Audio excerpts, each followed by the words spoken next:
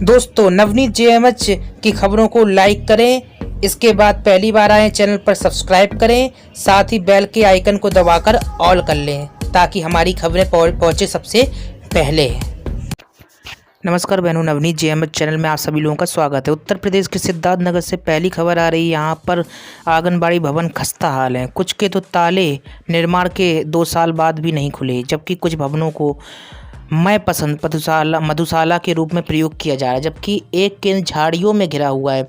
समझा जा सकता है कैसे हालात है उत्तर प्रदेश में आंगनबाड़ी केंद्रों के। गुणवत्ता में खेल का नतीजा है कि बच्चों की जान की रक्षा के लिए कार्यकर्ता या तो घरों पर केंद्र चलाते या फिर परिषदीय स्कूलों में। आपको बता दें, जिम्मेदार जो है समस्या जानकर भी मौन साधे हुए हैं। ऐसे हालात सिर्फ सिद्धार्थनगर अकेले में ही नहीं है। उत्तर प्रदेश में कई जनपद हैं जहां पर ऐसे हालात है। बीहड़ गांव में जो आंगनबाड़ी केंद्र हैं उनकी स्थिति अच्छी नहीं है। जानकारी के अनुसार प्राथमिक विद्यालय बदरपुर के बगल आंगनबाड़ी भवन जो है 5 वर्ष पूर्व बना था। छत की स्थिति ऐसी है कि बारिश होने पर एक भी बूंद जो है उधर नहीं जाती, सब नीचे टपकती है। ऐसे हालात है जो आंगनबाड़ी केंद्रों के हैं। कैसे बच्चे रहेंगे, कैसे जो है बच्चों को शिक्षा ग्रहण कराई जाएगी। आपको बता दें, निर्माण के बाद अब तक कार्यकर्ता ने कभी भवन का जो है उपयोग नहीं किया। प्राथमिक पाठशाला में ही बच्चों की कक्षाएं कभी कभार चलती हैं। ऐसे हालात है उत्तर प्रदेश में। निश्चित तौर पर पैसा सरकार अच्छा खासा देती है इन केंद्रों के लिए, लेकिन स्थानीय स्तर पर जो अधिकारी हैं खा पी के ख़त्म कर देते हैं, या फिर जितना पैसा लगना चाहिए वो नहीं लगता है। बारिश का पानी कमरे में गिरता है। जान जोखिम में डालने के बजाय बगल में ही कक्षाएं चलती हैं। जिन जिन बहनों के यहाँ पर भी ऐसी स्थिति है तो कमेंट में अपने जनपद का नाम, गांव का नाम मेंशन करें, लिखें ज़रूर। आपको बता दें, ऐसी स्थिति है प्राथमिक विद्यालय बने आंगनबाड़ी भवन निर्माण मनमानी के कारण से उत्पन्न हुई है। तो ये स्थिति है उत्तर प्रदेश के विभिन्न जनपदों में ऐसी आंगनबाड़ी केंद्र हैं। बहुत बुरी स्थिति है। आंगनबाड़ी बहनें लेकिन अपनी समस्या को उठा नहीं पा रही हैं। मजबूरन वे प्राथमिक विद्यालय में ही आंगनबाड़ी केंद्र चलाने पर मजबूर है। सरकार उत्तर प्रदेश की, साथ ही मोदी सरकार ने कहा था कि जल जीवन मिशन अभियान के तहत सभी आंगनबाड़ी केंद्र प्राथमिक विद्यालयों को जल मुहैया कराया जाएगा। इसको लेकर विभिन्न जनपदों में, राज्यों में अभियान भी शुरू हो गया है। बात करते हैं उत्तर प्रदेश में आंगनबाड़ी बहनों के मानदेय के बारे में, तो स्थिति अच्छी नहीं है। ये आप दीपावली का दिया देख रहे हैं, लेकिन दुख की बात यह है कि बहुत सारी आंगनबाड़ी कर्मियों के यहाँ दीपावली का सही तरीके से दिया नहीं जल पाया। क्या कारण है? जी हाँ, यही कारण है कि पैसा नहीं आना। उत्तर प्रदेश सहित अन्य जो राज्य हैं, ऐसा नहीं पार्टिकुलर उत्तर प्रदेश के बारे में हम बात करें, बहुत सारे राज्य हैं जहाँ पर आंगनबाड़ी बहनों का मानदेय आधा अधूरा आया या फिर वेतन आया ही नहीं। ऐसे में बड़ा सवाल उठता है कि अब ऐसे में दीपावली उनकी कैसे मनी होगी। ये बड़ा अहम सवाल, लेकिन सरकार अपने लोगों के लिए ख्याल रखती है, लेकिन आंगनबाड़ी बहनों, मानदेय कर्मियों का ख्याल कोई नहीं रखता है। अब दीपावली के बाद एक बड़ा पर्व जो आता है भाई दूज।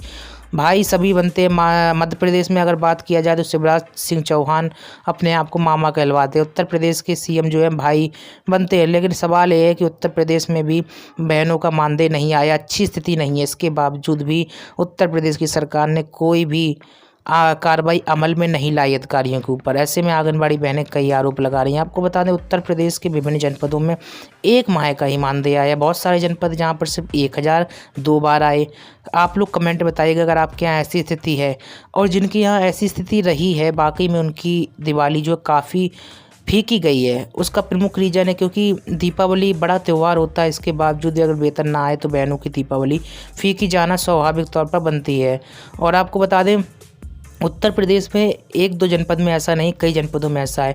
अब क्या लापरवाही है, कहाँ लापरवाही हो रही, कौन सा डाटा फीडिंग में लापरवाही हो रही, क्या बजट में अभाव, इसकी गलती जो है शासन की है, प्रशासन की है, न कि आंगनबाड़ी कर्मियों की। क्योंकि आंगनबाड़ी कर्मी जो है कोरोना काल में भी लगातार ड्यूटी करती रही हैं और अपनी जिम्मेदारी का निर्वहन करती रही हैं। इसके बावजूद भी अगर उनकी दीपावली जैसा बड़ा पर्व फीका जाए तो ये सवाल वह उठाएंगी। आपको बता दें, जेएमएच न्यूज़ और नवनीत जेएमएच दोनों चैनल को आंगनबाड़ी कर्मियों ने बताया है कि उनकी दिवाली फीकी गई है। आपको बता दें, उनका वेतन नहीं आया, जिसके कारण से वह दिवाली को अच्छी तरीके से नहीं बना पाई हैं। और भाई दूज का पर्व भी फीका जाएगा क्योंकि बैंक बंद चल रहे हैं। जब बैंकों की छुट्टी होती है तब जो है ट्रांजेक्शन नहीं होता है, और ऐसी स्थिति है कई जनपदों की उत्तर प्रदेश में। हम पार्टिकुलर किसी जनपद का नाम तो नहीं ले रहे, लेकिन स्थिति अच्छी नहीं कही जा सकती, क्योंकि अगर दीपावली के पहले अगर वेतन इनका आ जाता तो स्थिति अच्छी कही जा सकती थी। आपको बता दें, आंगनबाड़ी बहनों के अनुसार उत्तर प्रदेश में चौथा माह लागू हो गया है, 4 माह का मानदेय हो गया था।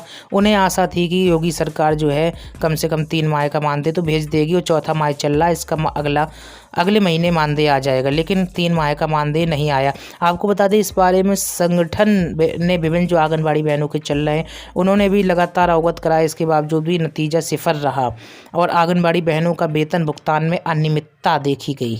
और अनियमितता छोटी मोटी अनियमितता नहीं थी, बड़ी अनियमितता देखी गई।